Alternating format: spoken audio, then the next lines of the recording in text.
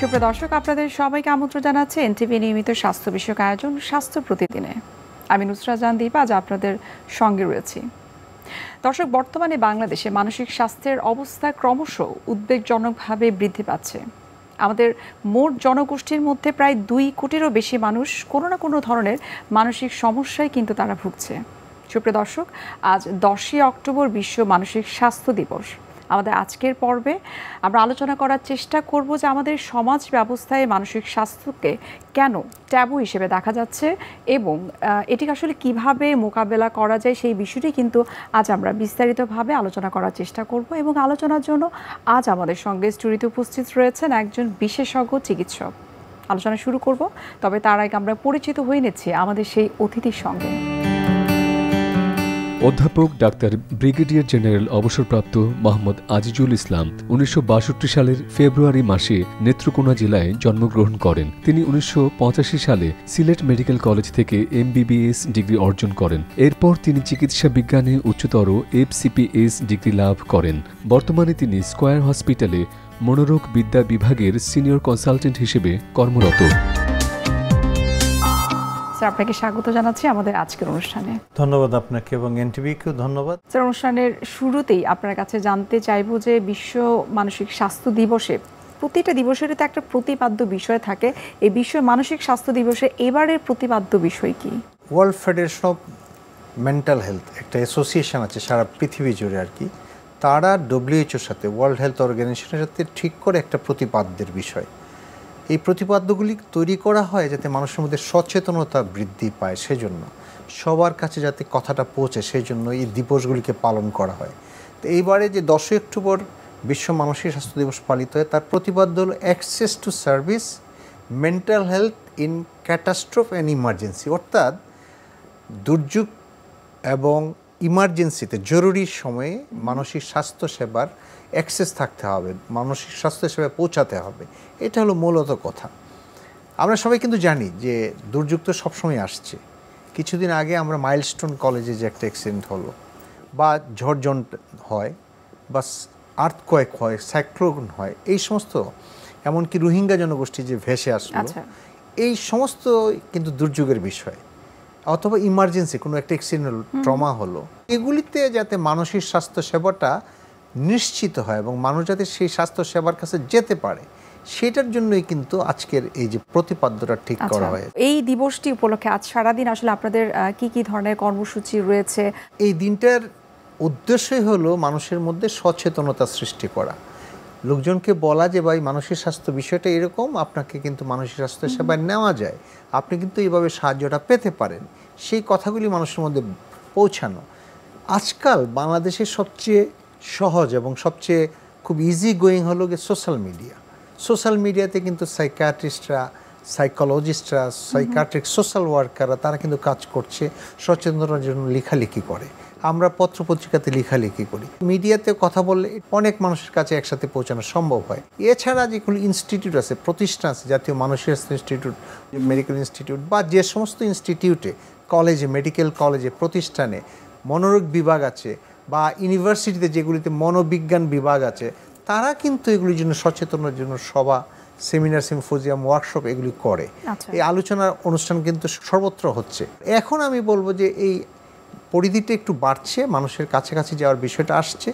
Even civil surgeon পর্যায়ে, district পর্যায়েও কিন্তু এই আলোচনা অনুষ্ঠানের বিষয় থাকছে। তো বিভিন্ন অর্গানাইজেশন কাজ করে, বাংলাদেশ অ্যাসোসিয়েশন অফ সাইকিয়াট্রিস্ট আছে, Bangladesh association of child psychiatry আছে, এরকম মনোরোগের তাদেরও অ্যাসোসিয়েশন আছে, অর্থাৎ সবাই মিলেই কিন্তু এই সচেতনতা বৃদ্ধির জন্য কাজ করে। প্রত্যন্ত অঞ্চলে কিন্তু সাইকিয়াট্রিক অথবা সাইকোলজিস্ট এদের শরণাপন্ন হওয়া, তাদের চিকিৎসা নেওয়াটা কিন্তু একটু কঠিন। তো সেখানে আসলে কতটুকু সুযোগ সুবিধা রয়েছে, বা এই মানসিক বিশ্ব স্বাস্থ্য দিবস উপলক্ষে আপনাদের আসলে কি প্ল্যানিং রয়েছে, এক্সপেকটেশন কি, যে আসলে কিভাবে প্রত্যন্ত অঞ্চলে এই সুবিধাটাকে পৌঁছে দেওয়া যায়? মানুষের কাছে যদি পৌঁছাতে হয় তাহলে গ্রাসরুট লেভেল, সেই তৃণমূলে যেতে হবে।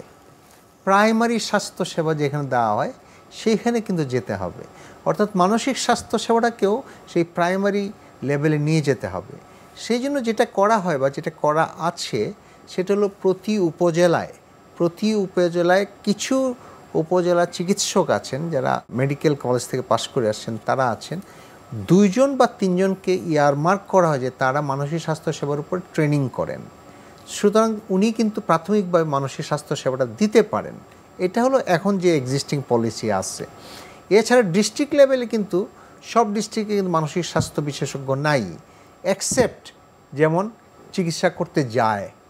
সরকারি লেভেল কিন্তু এরকমভাবে নেই, কয়েকটি ডিস্ট্রিক্ট ছাড়া বাকি এগুলিতে মানসিক স্বাস্থ্য সেবা দেওয়ার মতো কেউ নেই, except tertiary level. Medical college যে সমস্ত জেলাতে আছে তাদের কাছে কিন্তু মনোরোগ বিদ্যা বিভাগ আছে মেডিকেল কলেজগুলিতে। সুতরাং সেইগুলি যদি সাতক্ষীরায় হোক বা নীলফামারীতে হোক, নেত্রকোনা হোক বা কিশোরগঞ্জে হোক, এই সমস্ত জায়গাতেও কিন্তু এই সার্ভিসগুলি বহাল আছে, সেখান থেকে তারা এই সার্ভিসগুলি নিতে পারে। বাট আমাদের এইমটা হলো, টার্গেটটা হলো যে তৃণমূলে যারা প্রাথমিক স্বাস্থ্য সেবা দেয়, এমনকি FWA ফ্যামিলি ওয়েলফেয়ার অ্যাসিস্ট্যান্ট বা ফ্যামিলি ওয়েলফেয়ার ভিজিটর, অথবা যারা কমিউনিটি ক্লিনিকে চিকিৎসা দেয়, তাদের মধ্যে এই মানসিক স্বাস্থ্য সেবাটা যদি আমরা কিছু ট্রেনিং দিতে পারি, কিছু তাদেরকে এই ব্যাপারে সচেতন করতে পারি, তাহলে কিন্তু প্রাথমিক সেবাটা যেটা আমরা বলছি জরুরি অবস্থায়, সেখানে কিন্তু যেতে পারে এবং সেই চিকিৎসাটা তারা গ্রহণ করতে পারে। এখানে যদি আমি একটু ক্লিয়ার করে বলি যে প্রাথমিক স্বাস্থ্যসেবা যেটা, এমনিতেও আমরা জানি ফার্স্ট এড দেওয়া হয় না, হাত কেটে গেলে ফার্স্ট এড দেওয়া হয়, একটু ছিঁড়ে গেলে ফার্স্ট এড দেওয়া হয়, ওষুধ না হলে আমরা একটা জলপট্টি লাগিয়ে দিই জ্বর আসলে, এটাও ফার্স্ট এড একরকম। ঠিক সেরকমভাবে যদি মনের কষ্ট থাকে, যেটা আমরা বলছিলাম জরুরি অবস্থায় বা ইমার্জেন্সি ক্ষেত্রে বা দুর্যোগ অবস্থায়, তখন কিন্তু শারীরিক কষ্টের সাথে সাথে কিন্তু মানসিক কষ্ট হয়। সেই কষ্টটা যদি একজনের কাছে খুলে বলা যায়, একজন যদি তার কথাটা শুনে, একজন যদি তার পাশে থাকে, তাহলে কিন্তু তার এই কষ্টটা দূর করা সম্ভব হয়। এইটা হলো সাইকোলজিক্যাল ফার্স্ট এড। মানসিক স্বাস্থ্যের যে ফার্স্ট এডটা, এটা কিন্তু এরকম, এটার জন্য ট্যাবলেট লাগে না, কিন্তু পাশে একজন লাগে যে সহমর্মীর হাতটা, সহযোগিতার হাতটা, সহমর্মিতার হাতটা প্রসারিত করে দেবে, যে বলবে যে আমি তোমার সাথে আছি, তুমি বলো না খুলে তোমার কি কষ্টটা, সেই কষ্টটা দেখি আমরা কতটুকু লাঘব করতে পারি, সেই কষ্টটা কতটুকু দূর হয়। আমরা জানি যে খুলে বললে কিন্তু কষ্ট দূর হয়। সুতরাং এই জিনিসটা যদি করা যায়, তাহলে কিন্তু আজকের যে প্রতিপাদ্য সেটা ফুলফিল করা সম্ভব। হেলথ কেয়ার প্রোভাইডার যারা রয়েছে তারা যদি সেখানে কাজ করে, তাহলে কিছুটা হলেও সমস্যাটাকে লাঘব করা যাবে। কিন্তু যাকে বলা হলো তার পরবর্তী যে স্টেপটা, তাকে কাউন্সেলিং করা বা কিছু মেডিকেশনস দেওয়া, সেই জায়গাটা আপনার কাছে কি মনে হয় যে হেলথ কেয়ার প্রোভাইডার যারা রয়েছে তারা ঠিক উন্নত মানের সেই চিকিৎসাটুকু দিতে পারবে? না, সেটা পারবে না। আই এম সরি, এটা বলতেই হবে যে সেই সেবাটা দিতে পারবে না। বাট আমরা চেষ্টা করে যাচ্ছি যাতে দিতে পারে। যেমন আপনাকে একটু উদাহরণ দিয়ে যদি আমি বুঝাই, যে প্রাথমিক স্বাস্থ্যসেবা বা উপজেলা কমপ্লেক্সে অথবা সেই কমিউনিটি ক্লিনিকে যে ডাক্তার চিকিৎসা দেন, তাকে তো আগে সাইকিয়াট্রি জানতে হবে, মনোরোগের বিষয়টি জানতে হবে। আমি যদি মনোবিজ্ঞানীর কথা বলি, দ্যাট ইজ সাইকোলজিস্ট বলি, সেই সার্ভিসটা তো আরও সুদূর পড়া হতো। স্যার, অনেক মনোরোগ বিশেষজ্ঞ রয়েছেন যাদের হয়তো এডুকেশনাল ব্যাকগ্রাউন্ডটা নেই, কিন্তু ছোটোখাটো কোনো একটা কোর্স করে তারা কিন্তু নিজেদেরকে মনোরোগ বিশেষজ্ঞ বা মনোবিজ্ঞানী হিসেবে তারা নিজেদেরকে ওভাবে প্রেজেন্ট করছেন এবং তারা পেশেন্ট দেখছেন, এবং তাদের ট্রিটমেন্টের একটা কমন একটা পার্টি কিন্তু হচ্ছে যে ঘুমের ওষুধ বা নার্ভ রিল্যাক্সেশনের ওষুধ। সো এক্ষেত্রে আসলে আপনাদের তরফ থেকে করণীয় কি রয়েছে বা স্বাস্থ্য বিভাগ থেকে আসলে করণীয় কি রয়েছে? কোনো নীতিমালা রয়েছে কি? নীতিমালার ক্ষেত্রে বাংলাদেশি হিপনোটিক্স, দ্যাট ইজ ঘুমের যে ওষুধ লেখার, সেটা কিন্তু স্পেসিফিক নীতিমালা আছে যে যে কেউ এটা প্রেসক্রাইব করতে পারবে না এবং যে কেউ এটা ডিসপেন্স করতে পারবে না। মানে কোনো ফার্মেসি যদি আপনি যান, গিয়ে ট্যাবলেট চান, যে আমি ঘুমের ট্যাবলেট চাই, তাহলে কিন্তু ফার্মেসি দেওয়ার কথা না, আইন আছে সেটা, কিন্তু আমাদের দেশে হয়তো সেটা বাস্তবায়িত হচ্ছে না। আর যদি বিশেষজ্ঞের কথা বলি আমি, তাহলে মনোরোগ বিশেষজ্ঞ হতে হলে কিন্তু আগে MBBS হতে হবে, গ্র্যাজুয়েট হতে হবে। গ্র্যাজুয়েট হওয়ার পরে তাকে বিশেষ ট্রেনিং নিতে হবে। সাধারণত এখন যে বাংলাদেশের যে ট্রেন্ড আছে, সেখানে পোস্ট গ্র্যাজুয়েশন আছে MD অথবা FCPS, এই দুইটি আছে। এছাড়া আগে ডিপ্লোমা ছিল, এখন সেই ডিপ্লোমা নাই, MPhil ছিল, সেগুলি এখন আর এক্সিস্ট করে না। এখন FCPS এবং MD এই দুইটা কোর্স আছে। সুতরাং যদি কেউ বিশেষজ্ঞ হতে হয়, তাহলে কিন্তু এটা হতে হবে। এমনিভাবে যদি ইউনিভার্সিটি থেকে কেউ MSc পাস করে ক্লিনিক্যাল সাইকোলজি, তারও কিন্তু সেটার উপর ট্রেনিং নিতে হবে, তারপরে সেই ট্রেনিংটা ইম্পার্ট করতে পারে। তবে যেটা সরকারের যে পলিসি আছে, সেই পলিসির মধ্যে আমি যেটা বলছিলাম যে যারা এমবিবিএস পাস করছে, উপজেলা লেভেলে কাজ করছে, তাদের 2 বা 3 জনকে ইয়ারমার্ক করা এবং তাদেরকে একটি শর্ট কোর্স জাতীয় মানসিক ইনস্টিটিউটে সেখানে এসে একটা শর্ট কোর্স করানো হয় 2 মাসের, সম্ভবত 6 সপ্তাহ বা 8 সপ্তাহ ট্রেনিং করানো হয়। প্রায় 2 কোটিরও বেশি মানুষ কোনো না কোনোভাবে তারা মানসিক সমস্যায় তারা ভুগছে। আপনার কাছে কি মনে হয় যে এই সংখ্যাটা কেন এত বৃদ্ধি পাচ্ছে এবং কেন সেটা কোটির কোটায় চলে আসছে? সংখ্যাটা বাড়ছে না, সংখ্যাটা আগেই ছিল, হয়তো বিশ্বের অন্যান্য জায়গাতে হয়তো এর চেয়ে বেশি আছে।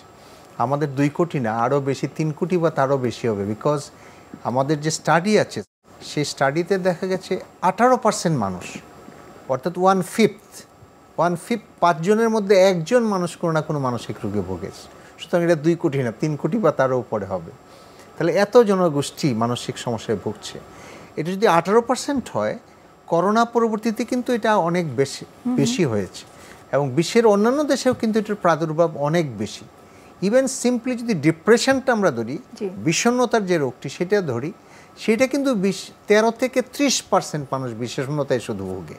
এবং বলা হয় যে বিষণ্ণতা হলো পৃথিবীতে 2nd লার্জেস্ট মরবিডিটি।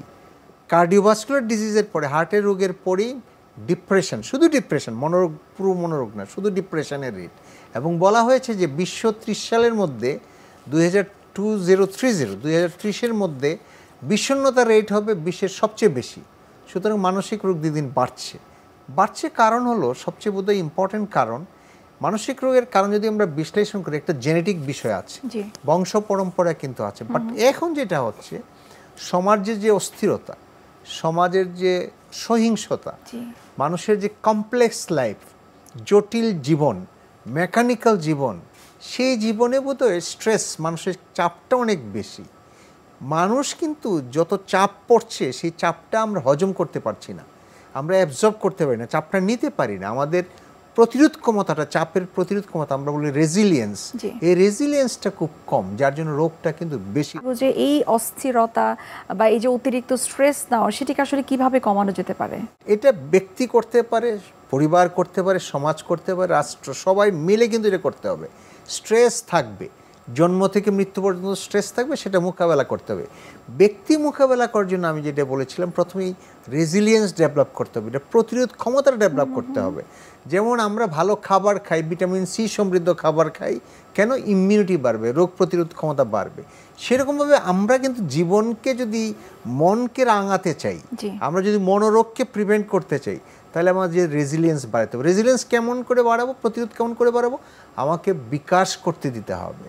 আমার সন্তান যেন বিকশিত হয়, আমার সন্তান যেন সব কিছু মোকাবেলা করে, সবাই কুলে নিয়ে বসে থাকলে শুধু হবে। এই বিষয়টিকে আরেকটু বিস্তারিত জানার চেষ্টা করব। এই পর্যায়ে আমরা দেখে নিচ্ছি আমাদের স্বাস্থ্য প্রতিদিনের নিয়মিত আয়োজন, কি খাবেন কেন খাবেন, এই সেগমেন্টটি। সুপ্রিয় দর্শক, আপনারা দেখছেন স্বাস্থ্য প্রতিদিন। এই পর্যায়ে আমরা দেখে নিচ্ছি বিভিন্ন খাদ্যের পুষ্টি গুণাগুণ নিয়ে আমাদের পুষ্টিবিদের পরামর্শ। স্মৃতিশক্তি বাড়াতে কিংবা মস্তিষ্কের সক্রিয়তা বাড়াতে অবশ্যই পুষ্টিকর খাবার আপনার খাবার তালিকায় কিন্তু রাখতে হবে। স্পেশালি আপনাকে ওমেগা 3 এবং ওমেগা 6 যুক্ত খাবারের দিকে নজর দিতে হবে, যেটা আমাদের ব্রেনের জন্য খুবই উপকারী। ওমেগা 3 এবং ওমেগা 6-এর পাশাপাশি কিন্তু দেখা যায় যে আপনার DHA, EPA, ডোকোসা হেক্সানয়িক অ্যাসিড এবং ইকোসা পেন্টানয়িক অ্যাসিডও আপনার ব্রেনের জন্য খুবই উপকারী। এক্ষেত্রে আপনি সামুদ্রিক মাছ, তৈলাক্ত মাছ নিয়মিত আপনার খাবার তালিকায় রাখতে পারেন। এর পাশাপাশি আপনাকে বাদাম কিন্তু আপনার খাবার তালিকায় রাখতে হবে, কারণ বাদামও যেটা করে আপনার ব্রেনের সক্রিয়তা বাড়ায়, পাশাপাশি স্মৃতিশক্তি ধরে রাখতে বা স্মৃতিশক্তি বাড়াতে সাহায্য করে। বয়স বাড়ার সাথে সাথে যেটা হয়, আমাদের কিন্তু স্মৃতিশক্তি কমে যায়, ডিমেনশিয়ার সমস্যা বেড়ে যাচ্ছে। এখন কিন্তু ডিমেনশিয়া, আলঝেইমার এই ধরনের সমস্যাগুলো বাড়ছে। তাই আমাদের চেষ্টা করতে হবে ছোটোবেলা থেকেই বাচ্চাদের খাবার তালিকায় বাদামটা অন্তর্ভুক্ত করার জন্য, প্রতিদিন অল্প কিছু বাদাম আমাদের খাবার তালিকায় রাখার জন্য। পাশাপাশি কিন্তু আমরা সিডস যেগুলো রয়েছে, চিয়া সিড, ফ্ল্যাক্স সিড বা পামকিন সিডও আমাদের খাবার তালিকায় রাখতে পারি। এতে যেরকমভাবে আমরা ওমেগা 3 পাবো, সেরকমভাবে EPA, DHAটাও কিন্তু অনেকটা আমরা পেয়ে যাব। এরপরে ভিটামিন কে যুক্ত খাবার। ভিটামিন কে আমাদের ব্রেনের, মস্তিষ্কের যে কার্যক্ষমতা সেটা বাড়াতে সাহায্য করে। ফুলকপি, ব্রোকলি, বাঁধাকপি, শালগম এগুলো আমাদের ব্রেনের জন্য খুবই উপকারী। এগুলোতে কিন্তু ভিটামিন কে এর পাশাপাশি ভিটামিন ই এবং ভিটামিন সিও পাওয়া যায়, পাশাপাশি কিন্তু ফলিক অ্যাসিডও আছে। তাই এই খাবারগুলো যখন পাওয়া যায় বা শীতের সিজনেও কিন্তু আমাদের খাবার তালিকায় রাখতে হবে। এগুলো আমাদের ব্রেনের জন্য খুবই উপকারী। কলা রাখতে পারি আমরা আমাদের খাবার তালিকায়। কলাতে প্রচুর ম্যাগনেসিয়াম, পটাশিয়াম পাওয়া যায়। এছাড়া পটাশিয়ামযুক্ত অন্য আরও যে খাবার আছে সেগুলো কিন্তু আমাদের খাবার তালিকায় রাখতে হবে। এটা আমাদের ব্রেনের নার্ভকে শান্ত রাখতে সাহায্য করে। যেরকম আপনার কলা, খেজুর, বেদানা, তরমুজ, এগুলো কিন্তু পটাশিয়াম এবং ম্যাগনেসিয়াম ভালো পাওয়া যায়। এরপরে স্ট্রবেরি বা বেরিজযুক্ত যে খাবার যেগুলো আছে কিংবা জাম রয়েছে, এগুলোতে কিন্তু অ্যান্টিঅক্সিডেন্ট পাওয়া যায়, অ্যান্থোসায়ানিন রয়েছে, যেটা আমাদের ব্রেনের নার্ভকে শান্ত রাখতে সাহায্য করে এবং আমাদের স্ট্রেস কমাতে সাহায্য করে। আমরা যদি অতিরিক্ত স্ট্রেসে থাকি তাহলেও কিন্তু আমাদের ব্রেনের কার্যক্ষমতা কমে যায়, যার কারণে আমাদের স্ট্রেস ফ্রি থাকতে হবে এবং এই স্ট্রেস ফ্রি থাকতে কিন্তু সাহায্য করে আমাদেরকে এই স্ট্রবেরি বা বেরিজ জাতীয় যে ফল যেগুলো রয়েছে সেগুলো। এছাড়া আমাদের তাজা শাকসবজি এবং ফলমূল রাখতে হবে, যেগুলো আমাদের কী করবে, ডোপামিন এবং সেরাটোনিনের যে নিঃসরণ সেটা বাড়াতে সাহায্য করবে এবং ব্রেনের কার্যক্ষমতাও কিন্তু বাড়াতে সাহায্য করবে। প্রতিদিন একটা করে ডিম আপনাদের খাবার তালিকায় রাখার চেষ্টা করুন। ডিমে কিন্তু প্রচুর পরিমাণে প্রোটিন এবং ওমেগা 3 রয়েছে, যেটা আমাদের ব্রেনের জন্য খুবই উপকারী। অ্যাভোকাডো রাখতে পারেন। অ্যাভোকাডো কিন্তু আমাদের ব্রেনের কার্যক্ষমতা বাড়াতে এবং স্মৃতিশক্তি বাড়াতে কিন্তু সাহায্য করে। 1 গ্লাস করে দুধ বা 1 কাপ করে দই রাখতে পারেন। দই এবং দুধও কিন্তু আমাদের ব্রেনের কার্যক্ষমতা বাড়াতে সাহায্য করে। বয়স বাড়ার সাথে সাথে যখন আমাদের ব্রেনের নার্ভ ড্যামেজ হতে থাকে এবং আমাদের স্মৃতিশক্তি কমতে থাকে, তখন কিন্তু এই দুধ বা দই আমাদের অনেকটাই স্মৃতিশক্তি বাড়াতে এবং স্মৃতিশক্তি বজায় রাখতে সাহায্য করবে। এর পাশাপাশি কিন্তু আমরা ডার্ক চকলেট খেতে পারি। প্রতিদিন রাতে ঘুমাতে যাওয়ার আগে 1 কিউব বা 2 কিউব করে কিন্তু ডার্ক চকলেট রাখতে পারি। এতে অ্যান্টিঅক্সিডেন্ট রয়েছে, যেটা কিন্তু আমাদের ব্রেনের নার্ভকে শান্ত রাখতে এবং আমাদের মস্তিষ্কের সক্রিয়তা বাড়াতে সাহায্য করে। আপনি বলছিলেন যে এই ধরনের মানসিক সমস্যা কমানোর জন্য কিছু রেজিলিয়েন্সের দরকার রয়েছে। একটু জানতে চাইবো যে এই সচেতনতা বৃদ্ধি করার জন্য আসলে আমাদের কি কি ধরনের পদক্ষেপ গ্রহণ করা উচিত? এই যে রেজিলিয়েন্সটা যেটা বলছিলাম, প্রতিরোধ ক্ষমতা, এটা ছোটো থেকেই কিন্তু গড়ে তুলতে হবে। প্যারেন্টস প্রথমে বাবা মাকে হিসাব করতে হবে। আমার বাচ্চাকে যেটা করতে হবে, ভালোবাসা এবং ডিসিপ্লিন, লাভ অ্যান্ড ডিসিপ্লিন, শৃঙ্খলা এবং ভালোবাসা একসাথে দিতে হবে। শুধু ভালোবাসি না, শুধু শৃঙ্খলা দিই না, তাহলে কিন্তু নষ্ট হয়ে যাবে। তাকে বিকশিত করার সুযোগ দিতে হবে। বিকশিত কি করতে হবে? মননের চর্চা করতে হবে, সৃজনশীলতার চর্চা করতে হবে, আর তাকে মানুষের সাথে মিশতে দিতে হবে, মোকাবেলা করার ক্ষমতা অর্জন করতে হবে, তাকে খেলতে দিতে হবে, তাহলে মানুষের সাথে মিশবে, তাহলে মোকাবেলা করবে, সে লিডারশিপ নিবে, কমিউনিকেশনটা তৈরি করবে। এই জিনিসগুলো কিন্তু করতে হবে। আমরা তো গানের চর্চা করি না, আমরা তো আর্টের প্রতিযোগিতা করি না, নাটক, গান আমরা তো এখন চর্চা করি না। এগুলি করতে হবে, খেলাধুলা করতে হবে। আমি যে বলছিলাম যে বিকশিত একটা হবির চর্চা করতে হবে।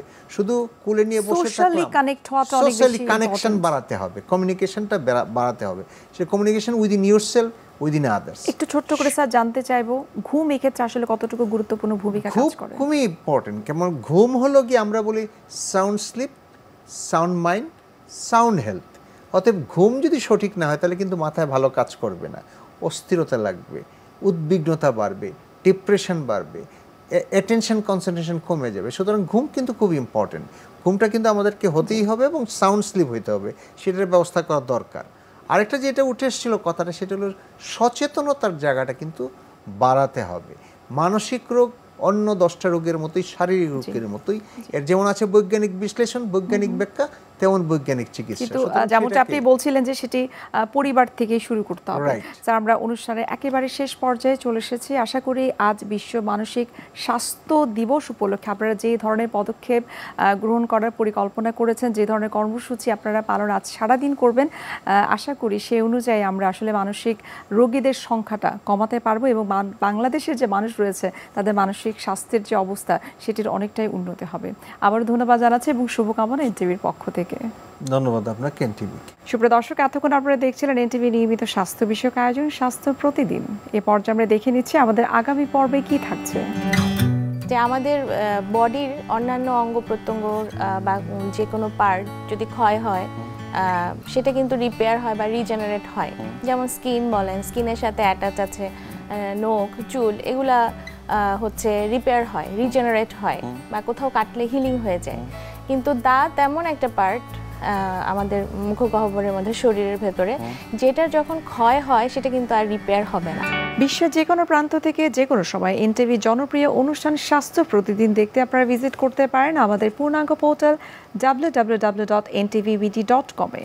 এছাড়াও এনটিভির বিভিন্ন ধরনের জনপ্রিয় অনুষ্ঠান এবং নিউজ আপডেট পেতে আপনারা ভিজিট করতে পারেন আমাদের ইউটিউব চ্যানেল এবং ভেরিফাইড ফেসবুক পেজে। দর্শক, আজ এখানে শেষ করছি, দেখা হবে আবার আপনাদের সঙ্গে। সে পর্যন্ত আপনারা সবাই ভালো থাকুন, সুস্থ থাকুন এবং সবসময় এনটিভির সঙ্গেই থাকুন।